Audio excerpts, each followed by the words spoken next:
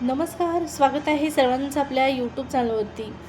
संजय गांधी निराधार अनुदान योजनेच्या लाभार्थ्यांच्या खात्यामध्ये 2,500 रुपयाचा हप्ता जमा या संदर्भात आपण या व्हिडिओच्या माध्यमातून माहिती जाणून घेणार आहोत। त्यामुळे हा व्हिडिओ महत्त्वाचा आहे, शेवटपर्यंत पाहणं गरजेचं आहे। त्यासोबतच या योजनेच्या लेटेस्ट अपडेट जाणून घेण्यासाठी चॅनलला सबस्क्राईब करायला सुद्धा विसरायचं नाही। चला तर मग सुरुवात करूया आजच्या या व्हिडिओला आणि जाणून घेऊया या योजनेच्या हप्ता वितरणासंदर्भात अतिशय महत्त्वाची माहिती। तर स्क्रीनवरती या ठिकाणी पहा, तुम्हाला संजय गांधी निराधार अनुदान योजनेच्या लाभार्थ्यांच्या खात्यामध्ये 2,500 रुपयाचा हप्ता जमा झालेला इथं दिसत आहे। पण सगळ्यात महत्त्वाचं या ठिकाणी पहा, या हप्त्याची डेट इथं तुम्हाला खोडलेली पाहण्यास मिळत आहे। हा हप्ता एप्रिलचा आहे का? तर अजिबात नाही। एप्रिलचा हप्ता अद्यापपर्यंत जमा झालेला नाही।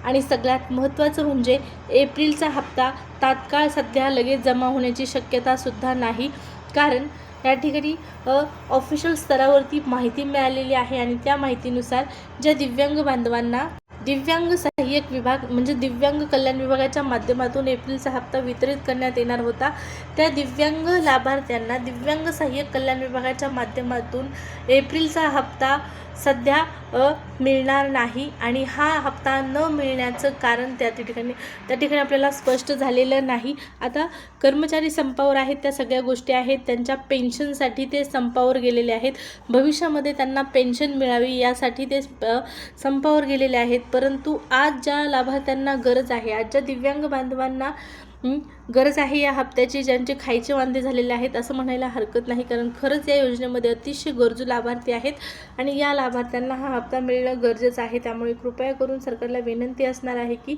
दिव्यांग व्यक्तींचा हप्ता थांबवू नका। आणि आपण पाहिलेलं होतं, महाराष्ट्राच्या मुख्यमंत्र्यांनी सुद्धा विधान सभेमध्ये स्पष्ट सांगितलेलं होतं की संजय गांधी निराधार अनुदान योजनेतील कोणत्याच लाभार्थ्यांचा हप्ता, कोणत्याच लाभार्थ्यांचं अनुदान हे थांबवण्यात येणार नाही। प्रत्येक महिन्याच्या 1 तारखेला हे अनुदान जमा होणार आहे। जानेवारीमध्ये जमा झालं, फेब्रुवारीमध्ये जमा झालं, परंतु मार्चपासून पुन्हा तीच प्रोसेस आपल्याला पाहण्यास मिळत आहे। 30 तारीख जवळ आलेली आहे, तरी पण लाभार्थ्यांच्या खात्यामध्ये पैसे आलेले नाहीत।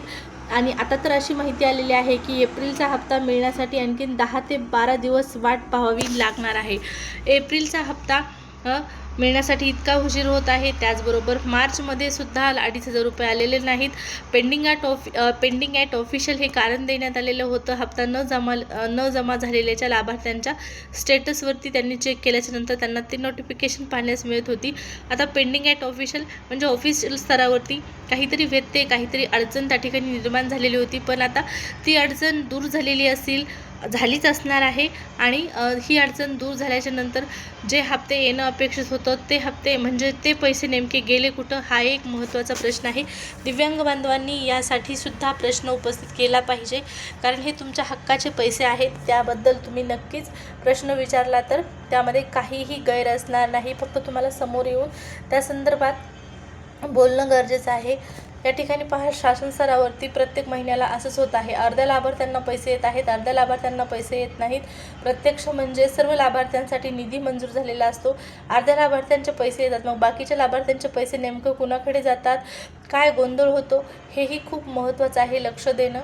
तर आता या संजय गांधी निराधार अनुदान योजनेतील दिव्यांग लाभार्थ्यांना दिव्यांग कल्याण विभागाच्या माध्यमातून हप्ता वितरित केला जाणार आहे, अनुदान दिलं जाणार आहे। त्यामुळे या विभागाचे जे नवीन प्रमुख आहेत त्यांना कृपया विनंती असणार आहे, या सर्व गोष्टींकडे बारकाईने लक्ष द्या आणि प्रामाणिकपणे या योजनेवरती जे काही लोक काम करतात, जे काही या ठिकाणी पहा प्रामाणिकपणे व्यक्ती पुढे येऊन या योजनेसाठी काहीतरी करत आहेत, त्यांच्यासाठी नक्कीच सकारात्मक दृष्टिकोन ठेवणं गरजेचं आहे। तुकाराम मुंडे साहेब असेच एक व्यक्ती होते जे आज दुसऱ्या विभागाचे प्रमुख आहेत।